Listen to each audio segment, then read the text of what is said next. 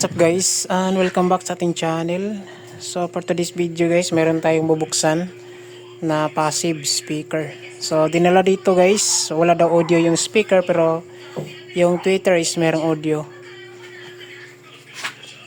So brand name ito is Kibler na Towis speaker system, which is yung model niya is ZLX15. So meron siyang 1000 watts, 8 ohms. So 90 by 50 coverage. Meron siyang 43 Hz to 20 kHz. Yung logo Kibler. Sa likuran guys, ito yung kanyang likuran, oh. ZLX15. So max power 1000 watts, 8 ohms, sensitivity 99 dB, 43 Hz to 20 kHz yung frequency range. Tapos yung wiring niya is speak on, 1 plus tsaka 1 minus. Yan, so dalawa yung kanyang speak on. So input and output, nakalink po ito guys. Yan, so meron siyang handle. So kapal yung kanyang casing. Yan, meron din handle sa taas. Yan, so may kabigatan din siya guys. So bubuksan natin guys kung ano yung problema. Yan, natanggalan natin yung screw nito. Natanggalan natin yung screw nito guys. Pasilip na lang natin kung ano yung laman nito. So makapal yung kanyang screen. You know, sa kanyang screen guys makapal, tapos meron siyang nakalagay na cloth. Yan, para hindi mapasukan ng alikabok. Yan, depensa sa alikabok mga guys. Nakadikit po yan sa screen. So itabi muna natin. So itong yung kanyang tweeter horn ay naka fix na sa kanyang box. Ayan, naka fix na siya. So gamit dito is bolt. Ayan, screw. Ayan. So bubuksan na lang natin to guys. Direct na natin buksan itong speaker. I-bounce muna natin. So nagba-bounce naman siya. Ayan. So bubuksan natin yung speaker guys kung anong nangyari.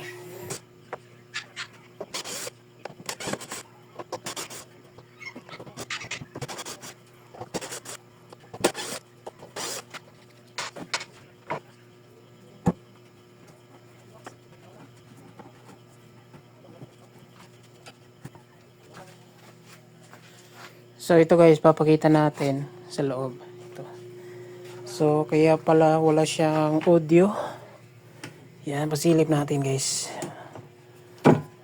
Kaya pala wala siyang audio. Yan. Yan, umitan natin ang screw. Yan. Naputol yung kanyang pinaka wirings. Yan. So tanggalin muna natin to guys. Yan, parang kinalawang yung kanyang terminal. Tatanggalin muna natin guys, papakita natin sa inyo itong speaker na to. So sinadya ko to buksan talaga kasi bukas gagamitin nila itong Kibler na speaker nila, oh. Merong 3 roll. Yan, instrumental speaker talaga yung nakaload. Tapos maganda talaga yung kanyang speaker ko, no. Yan. Ang kanyang speaker ko, kapal. Dumidikit pa yung kanyang surround dito. Yan. So 3 roll yung gamit.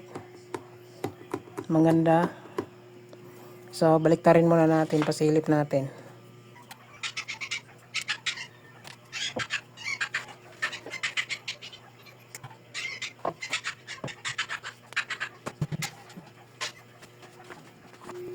So ito guys, natanggal natin.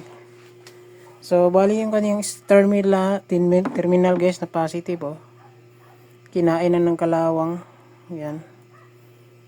So nagmo-mold siya. sa tagal na nagamit. So ito yung kaniyang model Kevlar na 700 watts, 15 inches. So KPA 1570 yung laman. So ito pala yung laman ng ganitong klase na passive, no. So kahit pwede tayo mag DIY nito, ito yung gamitin natin, maganda to. Yan, so silipin muna natin to. So ito guys, tinanggal talaga natin yung speakon doon sa likod. Ayan, plastic pa rin para makita talaga natin. So bali nangyari dito guys, itong speaker. So ito kasi yung speaker guys, pula at saka blue. Ito yung positive at saka negative. Ito yung kinabitan ng speaker. Ayan. So naka-direct lang yan dito guys sa pinaka wirings. Naka-direct lang dito sa speakon. Yan. So walang pyesa talaga yung mga speaker. So yung nilagyan lang ng pyesa is yung driver unit tweeter. Parang protection. Hindi matagal masira. Tapos para maganda din yung kaniyang tunog. So ngayon iti-trace natin kung ano yung mga ginamit. Yan. So ito yung positive pula guys. Yan. So mapapansin natin yung pula. Ito yung positive. So gumamit pa sila ng capacitor. Ito. Capacitor na 2.0 UF with 250 volts. Yan. Galing yung positive. Galing yan dito sa positive guys. Yan. Tapos merong wiring dito. And merong wiring dito guys. So ito siya. So ito. Gumamit sila ng windings ito. Parang wirings guys. Yan. Binobod to. Yan. So ito. Papunta yan dito guys. Yan. Bali yung dulo is galing sa capacitor na 2.0. Tapos yung dulo is pinaka-negative na ng wirings ito. Kasi ito yung negative ng blue. So parang jumper siya. Ginamitan ng coil. Winding coils. Tapos dito rin guys patungo na yung kanyang capacitor ito. Yan, makikita natin positive ng terminal ito, positive. Dumaan muna ng 2.0. Pagdaan 2.0 guys, merong coil. Yung dulo isa negative. Tapos meron siyang connection, ito connection din to. Connection din ng isang capacitor ito. Patungo dito guys. Yung value nito ay 6.8 UF with 250 volts. Ayan. So parang naka-series yung dalawang capacitor. 2.0 tsaka 6.8. Parang naka-series siya. Tapos paglagpas niya dito, yung wiring niya is merong resistor. Ito. 20 watts with 15 ohms. Yan, malaki yung ginamit. Yan. Papunta yan dito guys. Tapos pagkatapos ng resistor na 20 watts 15 ohms ay meron siyang fuse. Yan ito. Meron siyang fuse. Tapos pagkatapos ng fuse ay ito na yung wirings ng tweeter. Itong yellow. Itong yellow guys. Yellow patungo sa tweeter. Tapos yung negative ng tweeter is naka-direct lang siya sa pinaka-terminal ng windings. So nangyari guys, naka-series lang yung dalawang capacitor. Tapos sineries yung resistor na 20 watts 15 ohms. Yan. Tapos meron siyang fuse na check natin yung fuse. Yan, walang nakalagay. Walang nakalagay kung anong ampere. Fuse ba to or ang tawag nito bulb? Yan, parang bulb siguro to. valve or fuse. Hindi ko masyado ma-explain kung anong yung tawag dito. Para siyang fuse, parang valve din. Yan. So, kayo na lang bahala guys kung ano yung tawag nito. Pero naka-series din to guys. Galing dito sa 2.0. Yan, tapos kinabitan ng 6.8. Tapos, sineres dito sa resistor, tsaka fuse. Yan. So, pwede natin yan gayahin. So, pwede itong gayahin guys para protection sa Twitter niyo. Kasi maganda kasi yung tunog sa ganito mga klaseng na passive. Yan. Pwede natin gawa ng diagram para hindi kayo malito. Ito. Gawan ko kaya ng diagram. Yan. Para madali nyo maintindihan. So, ito yung positive. Papunta to sa amplifier natin. Tapos negative. Yan. So, yung speaker niya guys is konektado na dito sa wiring. Yung pinaka speaker. So, speaker negative, positive. Yan. Naka-parallel lang siya. Tapos, itong dito guys, merong capacitor, non-polar capacitor, 2.0 with 250 volts.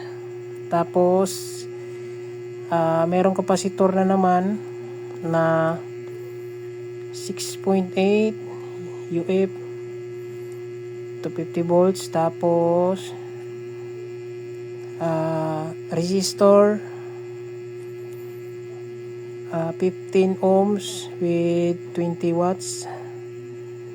Tapos parang fuse. Yan, fuse or valve siguro yun. Pagkatapos tweeter na. Positive ng tweeter dito. So naka-series lang yan. So tweeter. So itong negative dito guys is direct na yan sa negative ng tweeter. Yan, negative po ito. So merong windings dito. Yan, windings, nakabubod, tapos naka-jumper dito guys. Yan, pagkatapos yan ng 2.0. Yan, pwede nyo gawan yan, or anong tawag doon. Wala kasing nakalagay kung anong turns. Pero, pwede lang natin hindi lagyan ito. Siguro, yan, kung gusto natin mag-DIY. Basta ito yung protection ng cabler na ganyang box. So, maganda naman tunog ng ganyan, yung ginagamit sa mga pang-events, yung mga ibang pang-events, tinapuhog lang nila.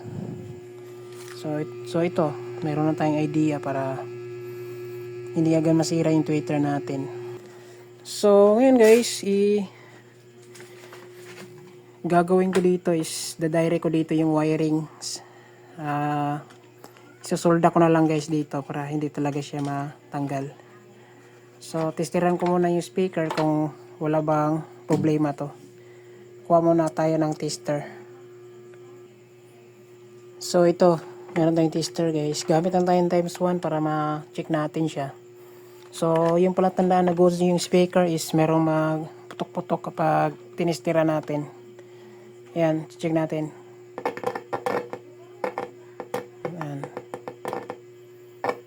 So, goods lang siya. So, ibig sabihin guys, naputo lang yung wirings niya dito. So, gagawin natin, isasolda natin guys. Direct na, para hindi siya matanggal. Ayan. So, ito guys, nasolda na natin. So, naka-direct na to guys. Ayan. So, goods na to. Ayan. Try natin, testiran dito guys, kung gagana to. Kung wala bang lost contact itong wirings na to. Yan, dito tayo sa pinaka speak on. Try natin i-testiran. Ayun. So, mayroon na siyang audio. So, gagana na to guys, yung speaker. Ayan. So, balik na natin to. Ayan. So, bukas na lang natin to sound check guys. Itong klase na speaker kasi gabi na. Ayan. So, yun lang guys.